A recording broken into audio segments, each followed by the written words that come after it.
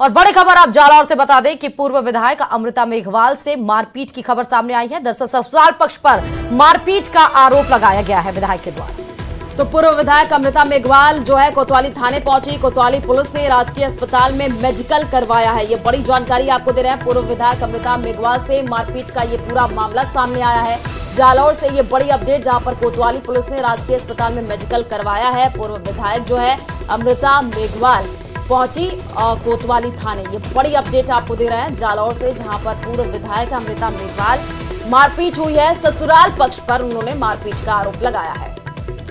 तो बड़ी खबर आपको बता रहे हैं। अब देखना होगा कि पुलिस कार्रवाई में क्या कुछ निकलकर सामने आता है। फिलहाल पूर्व विधायक है अमृता मेघवाल जिनसे मारपीट हुई है। ससुराल पक्ष पर जो पूर्व विधायक अमृता मेघवाल, इन्होंने मारपीट का आरोप लगाया है और उसके बाद वो सीधे कोतवाली थाने पहुंची। कोतवाली पुलिस ने राजकीय अस्पताल में उनका मेडिकल भी करवाया।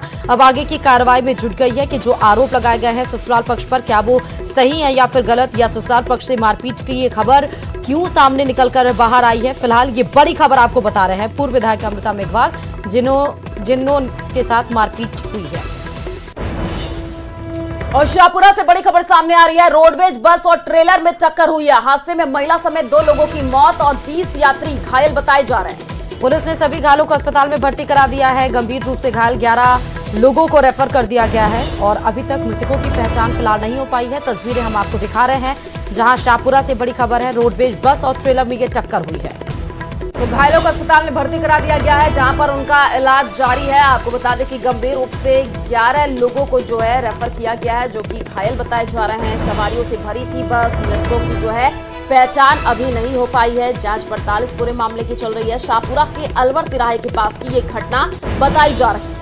हादसे में महिला समेत 2 की मौत की खबर आई है और 20 यात्री घायल बताए जा रहे हैं। मृतकों जो 2 महिला की मौत हुई है उनकी पहचान नहीं हो पाई है। ज्यादा जानकारी के साथ फोन लाइन पे हीरालाल सैनी हमारे संवाददाता जुड़ चुके हैं। हीरालाल, क्या है जानकारी इस खबर पर?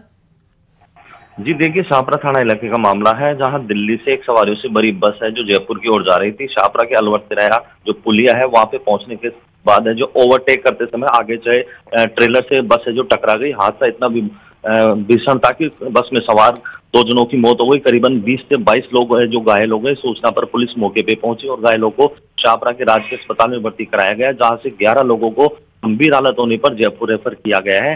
फिलहाल जो 2 मृतक हैं उनकी पहचान नहीं हुई है। पुलिस जो दोनों मृतकों के शवों की पहचान करने में जुटी हुई है।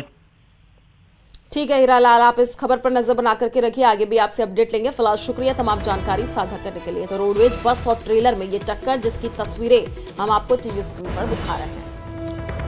और अब बात जयपुर से बड़ी खबर की बताते चले, जहां पर 13 जुलाई को बीजेपी प्रदेश कमेटी की बड़ी बैठक होगी और इस बैठक में विभिन्न मुद्दों पर चर्चा भी होनी है। तो 11 सीटों की हार से पार्टी कार्य समिति में ये सबक लेगी। ये बड़ी जानकारी आपको दे रहे हैं। आपको बता दें कि 13 जुलाई को बीजेपी प्रदेश कमेटी की बैठक होने जा रही है। काफी महत्वपूर्ण ये बैठक होगी क्योंकि कई मुद्दों पर यहाँ पर चर्चा भी की जाएगी। 11 सीटों की हार से पार्टी कार्य समिति में जो है सबक लेगी और उसमें चर्चा विमर्श किया जाएगा, क्योंकि देखिए अभी जो चुनाव के नतीजे आए लोकसभा के, उसमें 25 की 25 सीटें बीजेपी जीतने का दावा कर रही थी, लेकिन जो है हार का सामना भी करना पड़ा। अब चिंतन मंथन किया जाएगा कि आखिर कहां कमी रह गई जो इस वजह से सीटें हारनी पड़ी हैं। बैठक में विभिन्न मुद्दों पर चर्चा भी होनी है। आपको बता दें कि 13 जुलाई को बीजेपी प्रदेश कमेटी की यह बैठक काफी महत्वपूर्ण होने जा रही है। तो इसके पहले भी आप देख रहे हैं कि बीजेपी की बैठकों का दौर जारी रहा और अब ये बड़ी बैठक 13 जुलाई को बुलाई गई है। बीजेपी प्रदेश कमेटी की बड़ी बैठक है। और चलिए रुक करते अगली खबर की ओर। शिक्षा मंत्री मदन दिलावर ने कांग्रेस को खुला चैलेंज दिया है। दरअसल आज शिक्षा मंत्री झुंझुनू के दौरे पर और इस दौरान वे बगड़ कस्बे में पहुंचे, जहां पर उन्होंने बयान दिया और नगर पालिका चेयरमैन गोविंद सिंह राठौर की अगुवाई में दिलावर का स्वागत भी किया गया। तो आपको बता दें कि इस मौके पर अपने संबोधन में मदन दिलावर ने कांग्रेस को चैलेंज किया कि यदि मां का दूध पिया है तो वे कश्मीर में फिर से 370 धारा लागू करके दिखाएं। उन्होंने कहा कि कांग्रेस ने हमेशा देश का अपमान किया है और साथ ही ये भी कहा कि कश्मीर में देशवासी भारत मां के जयकारे नहीं लगा सकते हैं, अपना तिरंगा नहीं लहरा सकते थे। और आपको बता दें कि पूर्व की गहलोत सरकार की कई योजनाओं को प्रदेश सरकार ने बंद करने जा रही है या फिर बंद कर चुकी है। जिससे विपक्ष भड़क उठा, सरकार के खिलाफ हमलावर है। अब विपक्ष ने सरकार की घेराबंदी करने के लिए शैडो कैबिनेट बनाने का ऐलान किया है, जिसमें हर मंत्री के महकमे के साथ सरकार की ओर से लिए जाने वाले फैसलों की विपक्ष बारीकी से पड़ताल करेगा। और इसी पर देखिए खास रिपोर्ट।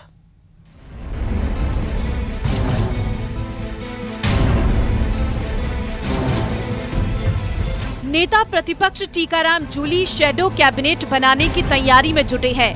पूर्ववर्ती गहलोत सरकार की कई योजनाओं को भजनलाल सरकार ने बंद कर दिया है, जिससे बौखलाया विपक्ष अब सरकार के खिलाफ सड़क से लेकर सदन तक मोर्चा खोलेगा। विपक्ष ने शैडो कैबिनेट के गठन का फैसला किया है। जल्द नए ऊर्जावान विधायकों के साथ तजुर्बे वाले विधायकों को महकमों का बंटवारा होगा। नेता प्रतिपक्ष टीकाराम जूली ने कहा कि सरकार के हर फैसले पर विपक्ष की निगाह होगी और जनहित के खिलाफ सरकार कोई भी कदम उठाएगी तो उसका हर तरफ विरोध करेंगे।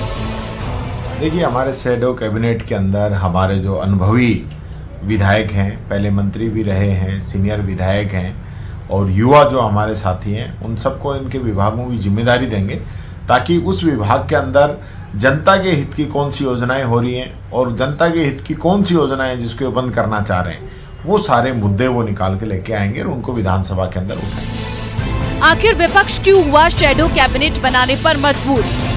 विपक्ष का आरोप है कि सरकार ने गहलोत सरकार की कई योजनाओं को डिब्बे में बंद कर दिया है तो कईयों पर तलवार लटका दी है। इसमें नए बनाए गए जिले, अंग्रेजी माध्यम की महात्मा गांधी स्कूलें, गहलोत राज में खोले गए कॉलेज, आवास से जुड़े पट्टों के मामले, चिरंजीवी योजना, अन्नपूर्णा किट, स्मार्टफोन योजना जैसी कई स्कीमें हैं जो सरकार को रास नहीं आई। विपक्ष सरकार बनते ही राजीव गांधी युवा मित्रों और महात्मा गांधी प्रेरकों की सेवाएं समाप्त करने के फैसले से सरकार के खिलाफ आग बबूला है। ऐसे में शैडो कैबिनेट बनाकर वो सरकार के हर फैसले की बारीकी से पड़ताल करना चाहता है ताकि सरकार पर दबाव रहे, पर शैडो कैबिनेट के विपक्ष के फैसले को सरकार ने बेकार की कवायद करार दिया है। शैडो कैबिनेट वो बनाएंगे जनता के हित में या व्यवधान करने, इसमें फर्क है। मात्र व्यवधान करना, विधानसभा को नहीं चलाना, अनगत बातें करना, मीडिया में सुर्खियां बढ़ना ये अलग विषय है और जनता के हित के लिए, जनता के विकास के लिए मुद्दों को लेकर आना अलग विषय है। अगर जनता के हित के, जनता के मुद्दे लेकर आएंगे, चाहे वो विकास से संबंधित हो और किसी संबंधित हो, उसका हम पूर्ण जोर जवाब देंगे। और शैडो कैबिनेट कहने अभी बने नहीं, मुझे लगता है कि उनका आपस में भी अभी, इसलिए अगर वो चाहते हैं कि वो अपने पाप छुपाने के लिए शैडो कैबिनेट बनाए तो ये उनकी जो मंशा है वो किसी भी सूरत में पूरी नहीं होगी। हम जैसे जैसे उनके कारनामे सामने आ रहे हैं, हम उन सबका वैसे वैसे इलाज करते जा रहे हैं। इसलिए वो लाख प्रयास कर ले, हमारे काम में उनको कोई कमी खामी नहीं मिलेगी और उनकी जो कमी खामियां थी हम उनको हर हाल में किसी भी रूप में दुरुस्त करके बख्शने में करेंगे। बहरहाल ब्रिटेन में शैडो कैबिनेट सियासत का एक सफल प्रयोग है जो सत्ता पक्ष पर न केवल विपक्ष का अंकुश रखता है बल्कि सरकारों की मनमर्जी को भी काफी हद तक रोक पाने में कामयाब है। देश में कई राज्यों में शैडो सरकार बनती है पर वो सत्ता पक्ष के खिलाफ वो धारदार रुख नहीं कर पाती जिसकी असल में दरकार है। देखना है कि विपक्ष की एक कोशिश सरकार को उसके कामकाज में पारदर्शिता लाने की दिशा में किस तरह सफल होती है या इसका हश्र भी अब तक की शैडो कैबिनेट जैसा होता है। सूबे की सियासत में शैडो कैबिनेट का प्रयोग कोई पहली बार नहीं हो रहा है। विपक्ष सत्तारूढ़ दल को घेरने के लिए इस तरह के फैसले करता रहा है। अगर शैडो कैबिनेट जल्द अस्तित्व में आती है तो सरकार को घेरने का विपक्ष कोई मौका नहीं चूकेगा और सरकार के हर फैसले को जनता के बीच में ले जाकर सरकार विरोधी माहौल बनाने की भी कोशिश होगी। इस मुद्दे पर पक्ष और प्रतिपक्ष आने वाले दिनों में आमने सामने भी नजर आ सकते हैं। कैमरा पर्सन मान सिंह के साथ बाबूलाल धायल, न्यूज़ 18 जयपुर। चलिए रुक करते हैं अगली खबर की ओर। हाथरस हादसे में अब अलग अलग एंगल से नई नई थ्योरी सामने आने लगी है। सबसे हैरान करने वाली थ्योरी भोले बाबा के वकील ने दी है। बाबा के वकील एपी सिंह ने बड़ा दावा किया है। एपी सिंह का दावा है कि घटना के वक्त हाफ पैंट पहने कुछ लोग बाहर से आए थे और इन लोगों के हाथों में जहरीले स्प्रे की बोतलें थी और इन लोगों ने अचानक स्प्रे किया जिसके बाद महिलाएं बेहोश